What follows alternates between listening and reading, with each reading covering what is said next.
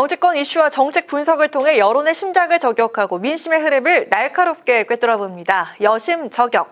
정은혜 전 더불어민주당 의원, 김혜란 전 국민의힘 대변인 두 분 모셨습니다. 반갑습니다. 네, 정말 오늘 좀 이야기할 주제들이 많습니다. 먼저 국회가 여당의 요청에 따라서 본회의를 열어 예결위, 법사위 등 공석인 상임위 위원장을 선출을 했습니다. 오늘 오전에 예결위원장 선출엔 협조하겠다면서 야당이 한 발짝 물러섰는데 강행 처리 항의해서 오늘 본회의장에서 퇴장을 했습니다. 법사위를 둘러싼 긴 줄다리기가 결국 이렇게 결론이 나게 됐습니다. 어찌됐든 이렇게 그 위원장들이 모두 민주당 몫으로 채워지게 됐는데 먼저 여당 측의 입장 들어볼까요? 네, 일단 저희가 이재명 정부가 들어서고 첫 기차가 출발을 하려면 어떻게 보면은 신호등도 제때제때 바뀌어야 하고 기관차도 이제 궤도 위에 올려놔야 하는 거 아닌가 싶습니다. 그런 측면에서 지금 공석이었던 상임위원장들 이제 또 필요한 자리들에 있어서의 임명을 한 것은 저는 충분히 가능한 것이었다라고 생각을 하고요. 특히 여당이지만 또 다수당이었기 때문에 22대 국회에서 합의했던 내용, 개원 때 합의했던 내용들을 바탕으로 진행이 되었다는 것을 말씀드리고 싶습니다.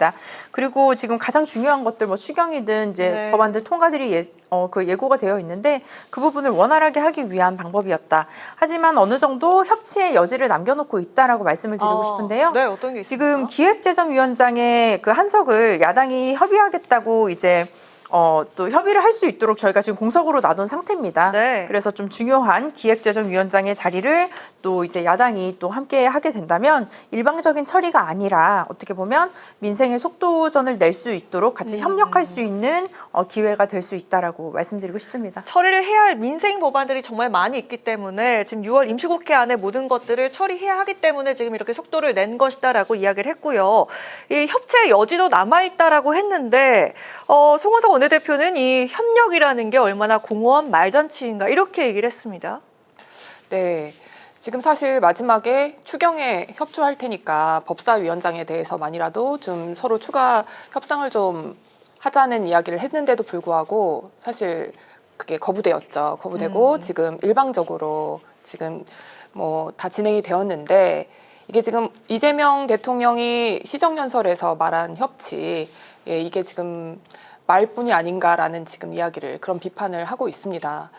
법사위원장 17대 국회 이후에 계속 제2당이 맡아왔습니다. 네. 그리고 뭐 18대 국회에서는 야당이 83석밖에 안 되는데도 법사위원장을 줬어요. 네. 지금 만약에 다수결이라는 그 미명하에 그냥 뭐 이렇게 다 밀어붙인다면은 사실은 선거에 있어서 한 석이라도 지면 뭐 그 당은 있을 필요가 없는 겁니다. 다 집에 가야 되는 거예요. 그렇지만 다수당과 소수당이 있고 이렇게 계속 협치를 하면서 이번에는 제2당이 법사위원장을 맡고 뭐 이런 식의 협치가 계속 이루어졌던 이런 관행에 비추어서 지금 굉장히 이례적으로 밀어붙이고 있는 것입니다. 예결위원장도 마찬가지예요.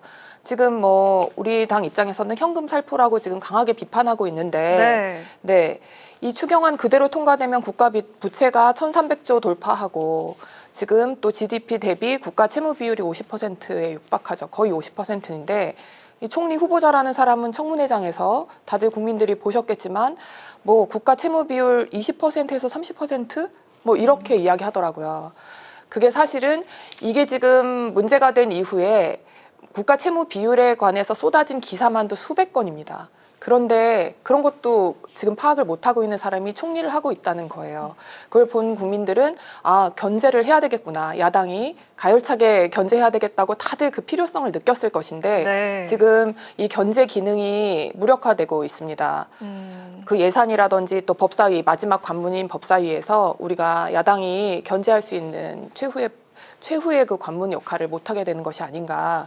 이것은 사실은 야당을 배제했다. 107명의 국회의원을 배제한 것이 아니라 어떻게 보면 그 국민 51%에 대변하는 그 그 야당이 대변해주기를 원하는 국민들을 지금 철저히 무시하고 있는 행태가 아닌가라는 생각을 할 수밖에 없습니다. 일각에서는 이게 독재 정치다 이렇게까지 표현이 지금 나오고 있는 그런 상황인데 지금 새 정부 초기 국회가 이런 모습을 보인다면 이게 되풀이되지 않을까 하는 그런 우려도 나오고 있는 그런 상황입니다.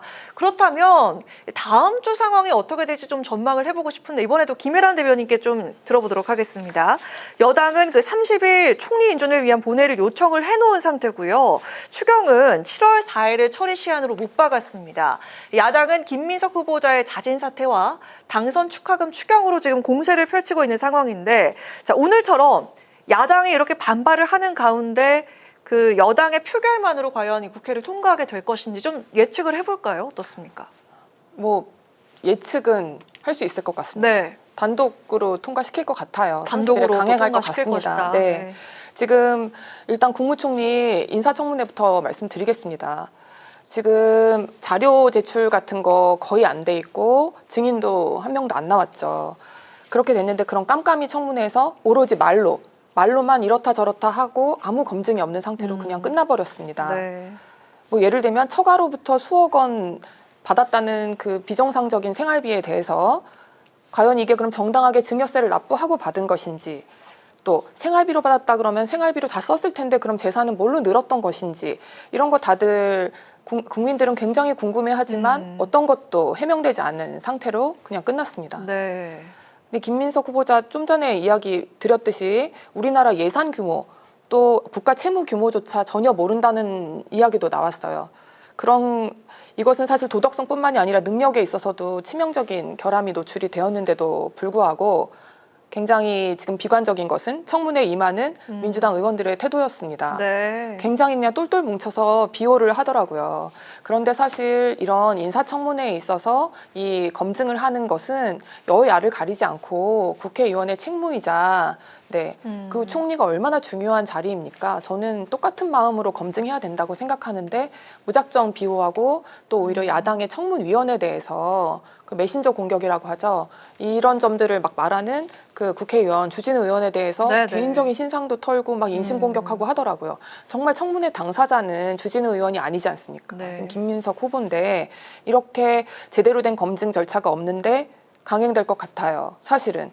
국민들이 지켜봤을 때 어떤 의혹도 해소가 안 됐고 오히려 낙제점이라고 보이는데 즉각 자진 사퇴해야 된다고 생각합니다. 이 청문회 자리에서 민주당 의원은 비호하게 급급했고 또 검증이 제대로 되지 않았다 이렇게 얘기를 해주셨습니다. 결국 또 청문회가 파행으로 끝났는데 자진 사퇴 이야기까지 나오고 있습니다. 네, 첫 총리 인준부터 이렇게 청문회에서 사실 문제를 제기하면서 자진 사퇴를 얘기하는 것은 이재명 정부의 정말 실패를 바라고 하는 것이 아닌가 싶습니다. 앞으로 이제 장관들 청문회도 줄줄이 이어질 텐데요. 네. 그럴 때도 계속 이런 식으로 브레이크를 걸지 저도 굉장히 좀 염려스럽습니다. 그리고 또한 지금 여론조사에 따르면 김민석 총리 후보자 임명에 대해 찬성하는 국민이 54.9%로 과반을 넘었습니다. 그리고 어서 총리 인준이 끝나야지만이 추가로 이제 저희들이 이어갈 수 있는 정책들도 많이 있는 것이고요. 그렇기 때문에 아마 저는 분명히 과반 출석에 과반 찬성 그걸로 인해서 총리 인준이 될 것이다라고 보여집니다. 그리고 지금 가장 중요한 것은 대한민국이 위기 상황이라는 겁니다. 아까 네. 독재가 아니냐, 일당으로 이렇게 하는 것이 아니냐 말씀을 하셨지만 실제로 우리가 IMF를 극복할 때도 김대중 정부에서 정말 주도권을 가지고 강력하게 하지 않았습니까? 지금 우리가 IMF 상황은 아니지만 실제로 지난 1년 동안 국내 총 생산이 4분기 연속 0%대 머물렀습니다. 그리고 작년 올해만 해도 이제 자영업자분들이 폐업하시는 분들이 100만 명이 넘으셨다고 해요. 네. 굉장히 가계대출도 그렇고 너무나 힘든 이런 경제 상황 속에서 우리가 돌파구를 마련할 수 있는 것, 그리고 경제를 회복시킬 수 있는 것, 이것은 이제 어서 새 정부가 시작을 해야 한다. 그렇다면 총리 인준도 해야 하는 것이고, 특히 지금 추경 같은 경우도 그 시한을 못 박아놓은 것이 그 안에 정말 추경이 이루어져야지만이 민생이 회복될 수 있다. 그리고 뭐 채무 문제도 얘기를 해주셨는데 실제로 우리나라 채무가 뭐 한 48% 정도가 되는데요. 네. 이번에 추경을 하더라도 49%입니다. 근데 지금 OECD 평균을 보면 80% 정도의 국가 채무가 있거든요. 그리고 실제로 코로나 때 많은 나라들이 사실 정부가 빚을 내서 국민 여러분들에게 지원을 하고 도와주는 경우가 있었는데 대한민국은 그 빚을 오로지 개인이 부담할 수 있는 구조로 사실 만들어져 있기 때문에 지금 개인의 그런 빚 문제도 해결을 하겠다라는 입장입니다. 그래서 정말 숨통이 트여지고 다시 살만한 대한민국, 자신이 정말 노력해서 정말 소소하게 어떤 일을 하더라도 사실 먹고 살 걱정 없는 그런 대한민국으로 나아갈 수 있게 지금 이 정부가 추진하고 있는 정책들 그리고 법안들 이 부분들은 저는 이번 달 말 그리고 다음 달 초까지는 분명히 좀 추진력 있게 나아가야 된다고 생각합니다. 여야가 부딪히는 장면들이 많이 연출되고 있는데요. 네, 하실 네네. 말씀 있으시면. 그래서 이제 그러면 네. 추경 관련해서는 또 사실 몇 가지 드릴 말씀이 있습니다. 네네. 이번에 이제 10조 원 넘는 민생 회복 쿠폰 그리고 6천억 가까운 지역사랑 상품권 이 증액이 지금 이 추경의 핵심인데 이게 지금 대통령 공약이라고 생색은 사실은 민주당과 이제 이재명 대통령이 냈지만 20% 정도는 지금 지방비로 충당을 해야 돼요. 네. 근데 지금 재정 여력이 낮은 지자체에서 지금 굉장히 반발하고 있습니다. 사실 강원도 같은 경우에 예를 들어보면 지금 강원도는 그 전임 그 민주당의 최문순 도정으로부터 1조 원 넘는 빚을 물려받았어요. 지금 3년 동안 열심히 빚을 갚고 있었는데 네. 지금 이 지방비 20% 매칭을 하려면 또 800억 가까이가 듭니다. 이게 굉장히 이 도에 부담을 줄 뿐더러 도의회가 추경을 또 해서 상정을 해야 돼요. 그럼 시간도 굉장히 오래 걸리거든요. 이중으로. 그렇기 때문에 뭐 민생을 위한 대통령 공약이다. 이래서 그러면 전액 좀 국비로 해달라고 지금 각 지자체장들이 호소하고 있습니다. 뭐 이런 문제도 있고 또 이렇게 민생회복 소비 쿠폰 집행하는 데만 운영비가 600억 가까이 들거든요. 네. 이런 점들 이 600억은 사실 쓰지도 못하면서 허공에 그냥 날리는 돈입니다. 행정 절차에 들어가는 돈이거든요. 지금 돈이 없어서 이런 것들을 하고 있는데 굉장히 비효율적으로 운영되는 문제들 이런 것 때문에 사실 추경 심사나 그 마지막 집행의 단계까지 혈세가 한 푼이라도 낭비되지 않도록 철저하게 추적과 감시가 필요한 상황이라고 생각합니다. 네, 그 그럼, 더불어민주당에서는 추경과 관련해서 야당이 요구하는 그 추경 항목에 뭐 일부를 수정한다든지 변경하는 것 이런 가능성도 충분히 열어놓고 있는 상황입니다. 그렇기 때문에 무조건 추경은 안 된다, 뭐 이 금액은 안 된다 이런 식으로 나오시기보다는 어느 정도 협상하고 타협할 수 있는 것 그런 부분들이 더 필요할 거라고 봅니다. 지금 여야가 충돌하는 그런 장면들이 많이 보이고 있는데 뭐 상법이나 노란봉투법, 방송사법, 양곡법 뭐 앞으로도 정말 쟁점 법안들이 정말 많습니다. 민주당이 법안 처리 속도를 내겠다 이렇게 밝히면서 107석의 국민의힘은 대응책 마련이 아주 시급한 그런 현실인데요. 흔히 새 정부 초기는 허니문 기간이라고들 하는데 지금 국회 상황을 좀 어떻게 보시는지 궁금하고 협치로 갈 수 있는 길을 좀 저희가 찾아볼 수 있을까요? 정은혜 의원, 네, 어떻습니까? 네, 보통 새 정부가 출범하면 이제 허니문 기간이라고 해서 이제 그래도 어느 정도 이제 서로 좀 약간 화합하는 모습들을 보여주고 있는데 사실 국회라고 하면은 지금 굉장히 저는 마라톤이라고 치면 초반이라고 생각이 들기도 네. 합니다. 그렇기 때문에 출발선은 넘었지만 앞으로 산적해 있는 장애물도 많고 해결해야 될 부분도 많이 있겠죠. 그리고 상법 개정안 같은 경우도 이제 어느 정도 여야가 좀 합의될 수 있는 부분들도 있다고 보여집니다. 그래서 제가 앞서 말씀드린 바와 같이 상법이든 노란봉투법, 방송사법, 양곡관리법 이런 법안들에 관해서 저는 충분히 협의할 수 있는 부분들은 빨리 협의하고 통과하자라는 입장인데요. 그 이재명 대통령님께서도 지금 야당과의 그 만찬에서도 그 얘기를 먼저 하셨습니다. 제가 대통령이 될 때 그 공약이 있고 그리고 야당과의 그 일치되는 부분들이 있다면 그 부분이라도 먼저 통과를 하자 뭐 이런 말씀을 하셨는데 그런 측면에서 봤을 때 민생과 관련된 직결된 부분들은 먼저 통과를 하고 어느 정도 이견이 있는 부분은 좀 조정을 하는 것이 필요하다고 보여집니다. 그렇기 때문에 민주당이 지금 다수당이라고 해서 단순히 뭐 숫자로 밀어붙이는 그런 일방통행을 하는 것이 아니라 국민의 삶과 권리를 위해서 어떻게 보면 설득을 하고 또 토론의 길이 분명히 열어져 있거든요. 저는 이번에 대통령이 야당을 만난 것도 굉장히 큰 의미라고 봅니다. 네. 18일 만에 만나게 됐죠. 근데 윤석열 대통령 같은 경우도 한 720일인가요? 굉장히 오랜 시간 동안 야당을 만나지 않다가 이제 만나게 됐었는데요. 야당과의 만나는 거, 우리도 이렇게 사람이 좀 자주 보면 정도 들고 서로 모르는 점을 또 이해할 수 있게 되는 부분도 있습니다. 그렇기 네네. 때문에 앞으로의 야당과의 대화도 얼마든지 열려있기 열려 있다. 네. 그렇기 때문에 이 부분들은 논의해서 통과하자. 저는 이런 입장입니다. 그렇다면 야당의 시선은 어떨까요? 네, 지금 뭐 상법 개정안, 노란봉투법, 양곡법 이런 것들은 사실은 반대하는 명확한 이유가 있고 이것이 그 의견이 대변하는 어떤 국민들의 집단이 분명히 존재를 합니다. 그렇기 때문에 어떤 이 107명의 의원의 의사를 무시하는 것이 아니고 그 뒤에 있는 많은 국민들의 의사가 깡그리 무시되는 결과가 되지 않도록 네, 그런 협치를 해야 되는데 사실 어제 시정연설에서는 뭐 굉장히 분위기 좋았잖아요. 많은 분들이 사실은 뭐 기립해서 인사도 하고 보기에 여야 가릴 것 없이 좋은 평가를 받았습니다. 그에 맞는 정말 협치하고 대화하는 그런 모습이 나와야 될 거라고 생각하고 그런데 우려스러운 점은 뭐 예를 들면 고용노동부 장관 후보자 지금 노란봉투법, 중대재해처벌법 강화 이런 강력하게 반기업 노선을 견지해온 그런 민노총 위원장 출신이시잖아요. 그러니까 아마 협치라고 말은 하지만 이런 분들, 이런 강성인 분들을 그 자리에 놓고 밀어붙이지 않을까라는 우려가 되는 것은 사실입니다. 네, 그렇군요. 자, 그리고 저희 다음 주제로 넘어가서 좀 이야기를 해볼 것이요. 지금 서울 집값이 요동을 치고 있습니다. 여야가 집값 폭등을 놓고도 각을 세우고 있는데 사실 요즘 그 수도권 집값 오름세가 아주 심상치가 않습니다. 오늘 그 수도권 주택담보대출은 최대 6억 원으로 제한하는 등의 아주 고강도 대책이 나왔는데 대통령실 측에선 금융위의 대응일 뿐이다. 이게 대통령실의 대책은 아니다. 이렇게 밝혔습니다. 이 대통령실 입장과 지금 나온 이 대책, 네, 김혜란 대변인께서 어떻게 보셨습니까? 저는 이게 무슨 말인지 이해가 안 가서 한참 걸렸습니다. 이게 지금 대통령실의 입장이 아니다? 뭐 대통령실은 이에 대해서 의견을 낸 적이 없다? 이런 식으로 나왔어요. 처음에는 기재부 대책이라고 했다가 금융위가 주도한 대책이고 대통령실은 이에 대해서 입장을 밝힌 바 없다. 저는 이게 도대체 행정부 수반인 대통령의 입장일 수가 없는 거라고 생각하고 굉장히 지금 겁먹어서 회피하는 것 같습니다. 이게 지금 굉장히 심각한 상태, 심각한 우려, 이것이 그렇죠. 정권을 흔들 수 있는 정도의 위험이라는 거를 예, 우리가 이 전 정권에서 충분히 학습 효과라고 하죠. 네. 이 집값 문제는 사실은 거슬러 올라가야 됩니다. 문재인 정권 때부터 수요를 무조건 그 법으로 억제하는 정책을 줄기차게 폈죠. 네. 20몇 번을. 다들 국민들은 이렇게 하면 안 된다고 하는데도 끊임없이 이렇게 해서 말하자면 똘똘한 한 채, 1가구 1주택을 완전 강요하는 정책을 펴왔습니다. 네.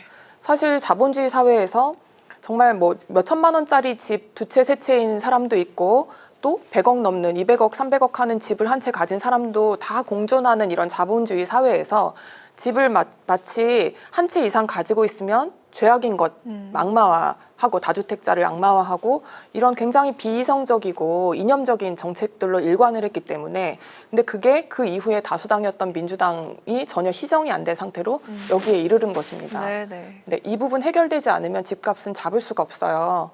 네, 무조건 사람들이 서울의 중심지에 있는 집 한 채 또 자기가 가진 모든 재산을 통틀어서 그 집 한 채에 올인하는 지금 너무 위험하기 때문에 안 그러면 이제 알거지된다라는 그 불안감이 있기 때문에 다시 진보 정권이 돌아왔을 때 거의 패닉 바잉이 지금 시작되려고 하고 있습니다.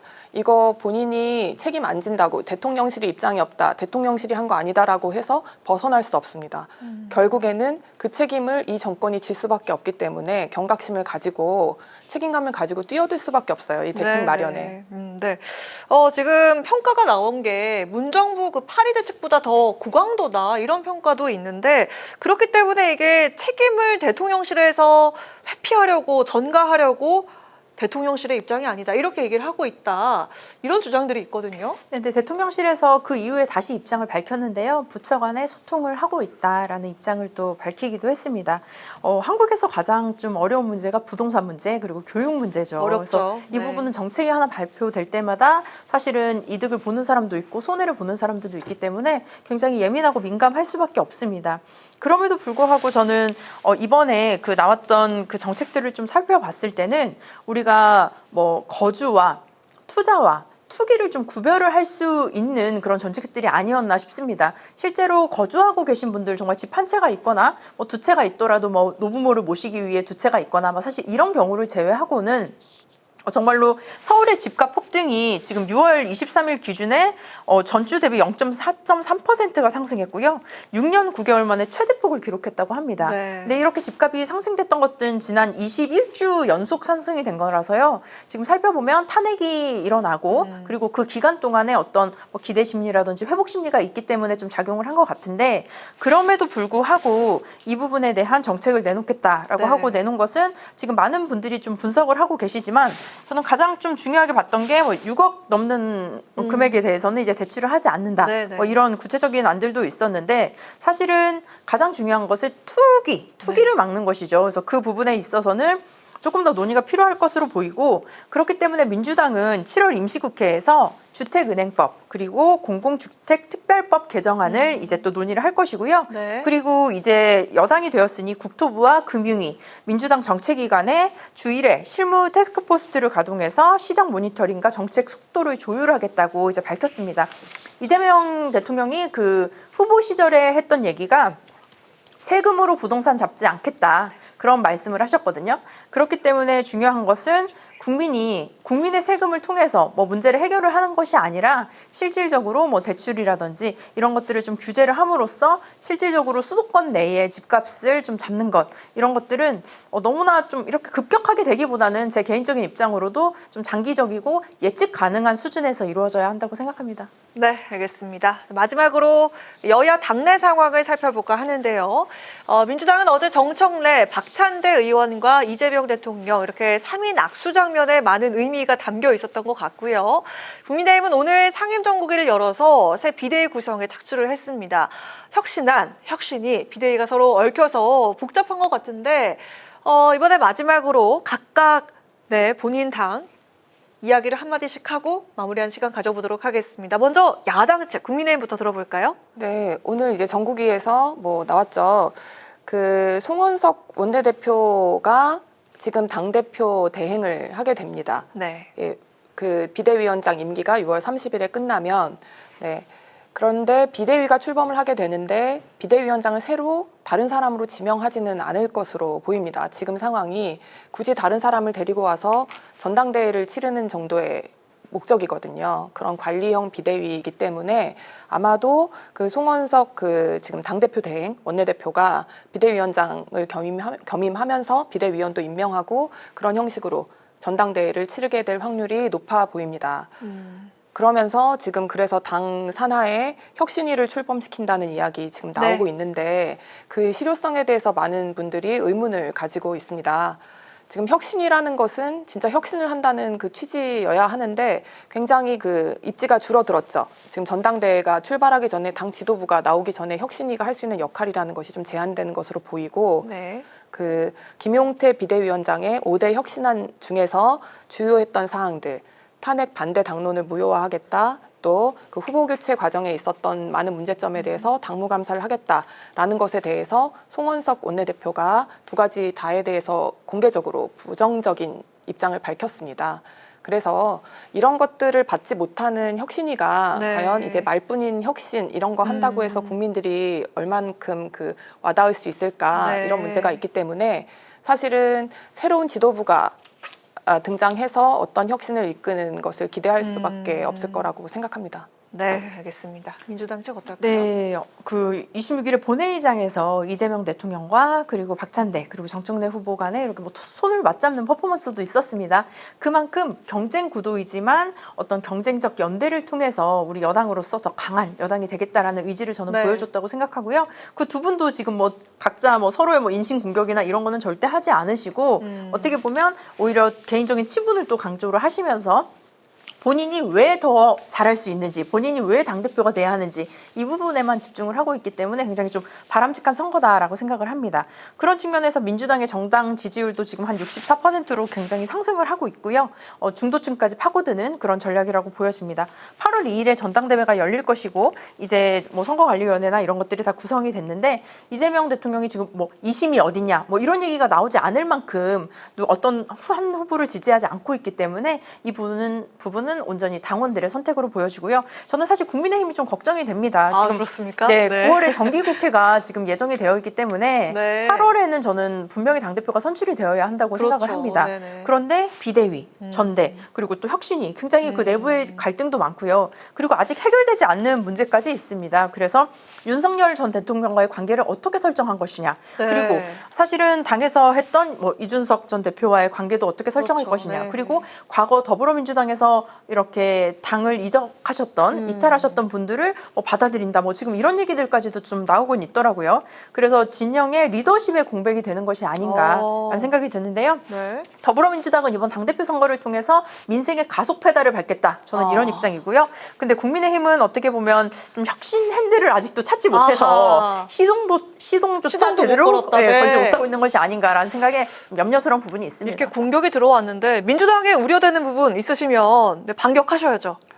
저는 근데 우리 당의 이야기를 하고 싶습니다. 우리 아, 당은 그렇습니까? 결국에 네네. 우리 네. 당원들이 선택을 해서 분명히 혁신의 방향을 찾을 거라고 생각하고 음. 그것은 사실은 우리 당의 어떤 지지율, 뭐 인기 투표처럼 누가 전당대회에서 누가 당대표가 되느냐가 중요한 것이 아니고 네. 거의 당의 사활, 내년 지방선거 때 어떤 결과를 받아들이느냐에 따른 거기 때문에 지금 지방선거 때 뛸 많은 지금 사람들이 지금 있습니다. 네. 그 사람들이 막상 본인의 발등에 불 떨어지고 내가 후보가 된다고 생각했을 때에는 우리 당이 쇄신해야 된다라는 거, 이 부분에 대해서 정말 뼈저리게 느끼고 뛸 거기 때문에 분명히 자생적으로 자구책을 찾을 거라고 생각합니다.